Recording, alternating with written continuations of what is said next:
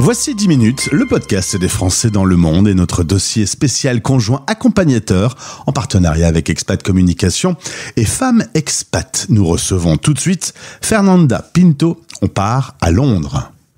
Dossier spécial, le conjoint accompagnateur en partenariat avec Expat Communication et Femmes Expat. Sur françaisdanslemonde.fr. Bonjour à la capitale anglaise où Fernanda y a posé ses valises depuis une année seulement. Content de faire ta connaissance. Bonjour Fernanda.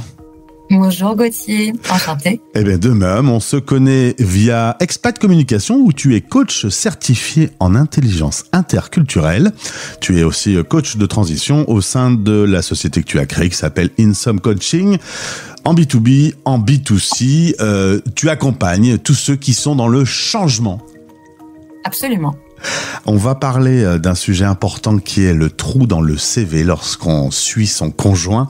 C'est le thème de notre dossier spécial. Mais un mot sur ton parcours. Toi, tu es originaire du Portugal. Tu es arrivé en France à tes 2 ans. T'as des souvenirs de ton arrivée ? Non. J'ai pas de souvenirs de mon arrivée. Quelques-uns, quelques souvenirs. Après, j'y suis retournée tous les étés. Toute ma famille est là-bas. Donc les souvenirs, après, je les ai construits au fur et à mesure de ma vie. Et puis, tu as rencontré un conjoint qui t'a promené un peu dans le monde, hein. Tu as eu l'occasion de vivre en Suisse, puis en Inde, un autre paradigme. Et puis, donc, depuis 1 an, je le disais, à Londres. Ces expériences à l'international, c'était une envie pour toi ? Écoute, je pense, oui, c'était une envie parce que ça a toujours été une décision qui s'est faite en famille. Lorsqu'on est parti à Genève pendant 4 ans, c'est effectivement au départ mon conjoint qui est parti, mais moi j'ai pu travailler à Genève également, et puis j'ai eu mon 2e bébé là-bas aussi, donc j'ai 2 enfants, et donc j'ai pu travailler là-bas, et ça a été un choix. On est revenu 2 ans à Paris, on est reparti pendant 4 ans à Chennai en Inde. Là, c'était plus dur. Alors, ça a été une décision familiale. Ça a été un peu plus difficile à prendre comme décision. Et tu as pu travailler quand tu étais en Inde ? Non, en Inde, je n'ai pas pu travailler parce que j'avais mes 2 enfants qui étaient petits. Ma fille avait 5 ans, mon fils avait 3 ans. C'est vraiment un choix qui a été de ne pas travailler là-bas parce que, comme tu le disais, c'est un paradigme tellement radicalement différent que je sentais le besoin d'être présente pour mes enfants. Mais c'est aussi en Inde que j'ai été certifiée executive coaching, et donc j'ai profité en fait de cette expérience là-bas, d'une part pour écrire une pièce de théâtre qui s'est appelée Desperate Expat Wives, c'est décidément l'anglais, et où j'ai monter des workshops également, voilà, un certain nombre de choses, et où je me suis certifiée. J'ai déjà commencé à accompagner en fait en coaching les transitions des femmes qui étaient des conjoints accompagnateurs. Finalement, Fernanda, voilà. Tu fais la définition par toi-même de ce qu'il faut faire lorsqu'on peut pas travailler, c'est-à-dire en profiter pour développer de nouvelles compétences. Aujourd'hui, tu as monté ton activité de coaching avec des clients à Paris, et toi tu bosses à Londres. Alors là, autant il y avait pas de solution avec l'Inde, c'était très loin. Là, la proximité, finalement, c'est pas si pratique non plus au final. Non, c'est pas si pratique parce que en fait on développe un peu, enfin moi j'ai développé un peu ce qu'on appelle le FOMO, tu sais, c'est le fear of missing out, c'est-à-dire que quand je suis du côté de Paris, quand je regarde, je me dis oh là là, j'ai raté ça à Londres, j'aurais dû être à Londres, et puis quand je suis à Londres, je fais ça c'est loupé aussi, j'aurais dû être à Paris et j'y étais pas, je suis pas là au bon moment. Voilà. Donc c'est un petit peu voilà ce qu'on appelle ce FOMO, c'est pas si simple, et d'où ma décision pour 2025 de regarder du côté de ce côté-ci de la Manche, et de regarder du côté de Londres, et développer mon business ici davantage à Londres. Alors, on va parler donc de cette transition. Toi, tu considères que chaque transition voulue ou subie doit être une opportunité, autant une opportunité professionnelle que personnelle. C'est-à-dire que si on a un peu de temps devant soi, c'est pas grave, faisons-en quelque chose. Absolument, c'est faisons-en, c'est pas si facile à dire. Alors, quand je l'ai dit, je me suis dit c'était une phrase très périlleuse. Oui, j'aurais pas dû le reprendre. Je me suis dit, tiens, il a eu du mal, j'aurais mieux fait de ne pas le reprendre. Mais c'est chose faite. Bon, alors effectivement, il faut en faire quelque chose. Peut-être que une une des réponses à cette question du trou dans le CV, d'abord, moi, j'aime pas beaucoup cette expression de trou dans le CV parce que je pense vraiment que c'est une période d'enrichissement et d'acquisition de compétences, d'accord? Donc, plutôt que le voir comme un trou, voyons-le comme un plein, c'est-à-dire la possibilité de s'enrichir et de se remplir de nouvelles expériences qui vont développer ce qu'on appelle nos soft skills. D'accord. Et déjà ça, c'est une question de posture. C'est-à-dire que si on se présente en se disant bah oui, j'ai un énorme trou dans le CV, bah voilà, mais qu'est-ce que je vais en faire? Évidemment, bon. Alors que si on y pense comme étant un enrichissement et une acquisition de compétences, c'est déjà autre chose. Si on dit j'en ai profité pour, c'est très différent de j'ai rien fait. Absolument. Absolument. C'est une posture très différente. Et puis, ça veut dire aussi que c'est peut-être quelque chose auquel il faut penser dès qu'on part. C'est-à-dire quand on a eu une vie professionnelle, une carrière professionnelle, qu'on s'arrête pour des raisons X ou Y, hein, ça peut être des raisons qui sont en dehors de notre volonté. Par exemple, le fait de ne pas avoir de visa qui nous permette de travailler. Il faut déjà se dire, à un moment donné, je vais rentrer et je vais avoir envie a priori, de revenir dans le monde professionnel. Et donc, dans ces cas-là, qu'est-ce que je peux faire pendant cette période pour ou développer des compétences ou finalement se réinventer?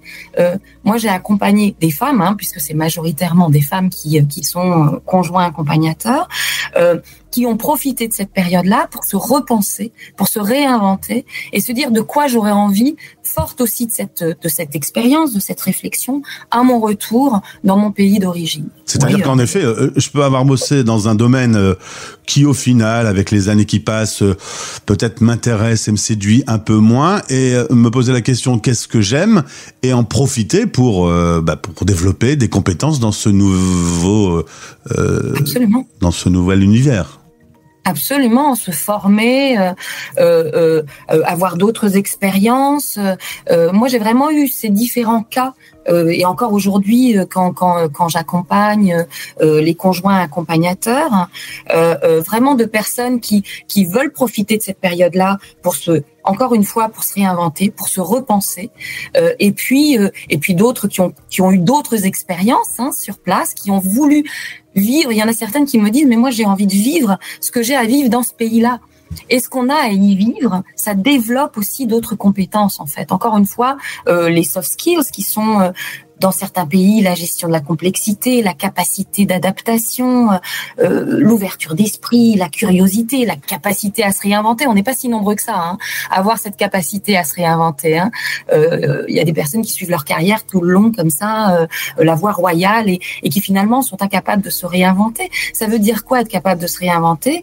Ça veut dire quoi être capable d'évoluer dans un environnement multiculturel? Ça veut dire quoi ça veut dire se connaître, et se connaître, c'est aussi développer son intelligence émotionnelle, son intelligence culturelle, sa capacité d'adaptation. Et ça fait aussi ce sont des qualités qui sont des qualités de leader. Ouais, c'est ça. J'allais dire, c'est en termes de management, par exemple, ça peut être une bonne occasion d'en savoir plus sur l'autre et d'être meilleur manager. Mais absolument, je veux dire, le savoir-faire aujourd'hui ne suffit plus. Je veux dire, dans le monde globalisé dans lequel nous sommes, pouvoir répondre en fait à une capacité d'adaptation dans un environnement globalisé, dans un environnement multiculturel, c'est un atout formidable.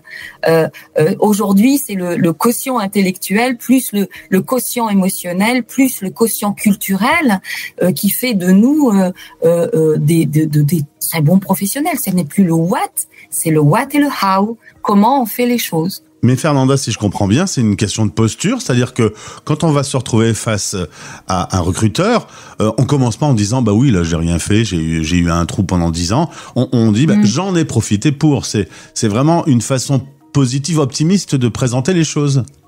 Absolument, absolument. Et puis même si je vous dirais, même si le recruteur a pas envie de l'entendre. Ouais, parce que j'allais te dire, alors on peut tomber sur un recruteur qui connaît pas la vie à l'international, le monde des expats, qui passe à côté de ce sujet-là et qui dit bah vous avez rien fait pendant 10 ans, ça va être compliqué. C'est qu'il a rien compris.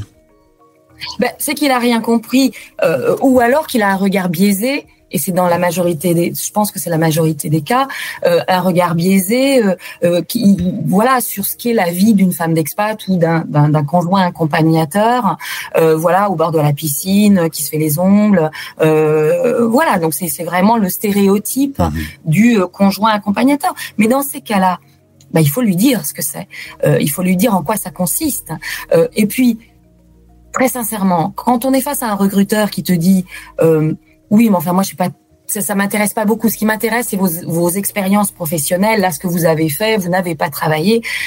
Posons-nous la question de savoir si on a vraiment envie de travailler dans cette boîte-là, qui est incapable d'entendre, d'écouter à quel point une expérience à l'international est valorisante. Mais dans des univers plus internationaux au départ, il va y avoir un intérêt potentiel à cette expérience internationale qu'on a eue. Et ma dernière question, comment on fait techniquement dans le CV à la française pour que ce trou, comment on le remplit? On met un bloc à côté, on l'intègre dans la liste des expériences? Alors, ça va dépendre de ce qu'on a fait en fait pendant cette période à l'international. Si on a eu différentes expériences, quelles qu'elles soient, même si c'est du bénévolat, etc., et que on sent qu'on peut le valoriser sur le CV, il faut le mettre. Sinon, on peut mettre simplement une ligne qui est conjoint accompagnateur du temps au temps dans tel pays, et puis surtout mettre toutes les soft skills que ça induit, dont j'ai parlé tout à l'heure, en capacité d'adaptation, capacité à gérer la complexité, connaissance de soi, empathie, capacité d'écoute, etc. Tout ce qu'on a développé, toutes les soft skills qui sont précieuses aujourd'hui dans l'environnement professionnel. Et on le sait puis bien. Surtout, oui. Une dernière chose, Gauthier, c'est savoir pitcher cette expérience, travailler son pitch sur cette expérience-là, ne pas se laisser démonter parce qu'on est convaincu que c'est un trou dans le CV. Travailler ce pitch, savoir qu'est-ce que ça nous a apporté, comment on peut le valoriser, c'est extrêmement important. Évidemment, les auditeurs de la radio des Français dans le monde savent à quel point c'est enrichissant de connaître la mobilité internationale, et donc il faut être fier et bomber le torse, quoi. Exactement, bon le torse, c'est exactement ça. Fernanda, dernière question. À quand la série Desperate Expat Life à la télévision? C'est pas si facile. Non plus. C'est pas si facile, merci. The Desperate Expat Wives. Écoute, c'était vraiment à quand? Pas tout de suite, parce que pour le moment, moi j'ai vraiment envie de continuer à développer mon business. Aujourd'hui, c'est ma priorité, et plus on a d'expérience et mieux on s'adapte dans des situations complexes. Donc plus si désespéré que ça, en fait. Bon, très bien. Et tu n'as tué aucun de tes voisins? Rassure-moi. Je n'ai encore tué aucun de mes voisins. Tout va bien. Si vous habitez à Londres, près de chez Fernanda Pinto, faites quand même un peu gaffe parce qu'elle a besoin de se nourrir pour la suite de ses scénarios. Merci beaucoup pour ce moment. Au plaisir de te retrouver si on veut, profiter de ton savoir-faire. Tu es coach certifié expat communication. Le lien est dans ce podcast. Belle journée à Londres. Merci à toi, Gauthier. Belle journée à toi. Français dans le monde. Français dans le monde. La radio des Français dans le monde présente Dossier spécial, le conjoint accompagnateur, en partenariat avec Expat Communication et Femmes Expat. Des témoignages inspirants et des experts pour couvrir 360 degrés de ce sujet majeur de la mobilité internationale. Dossier complet sur françaisdanslemonde.fr.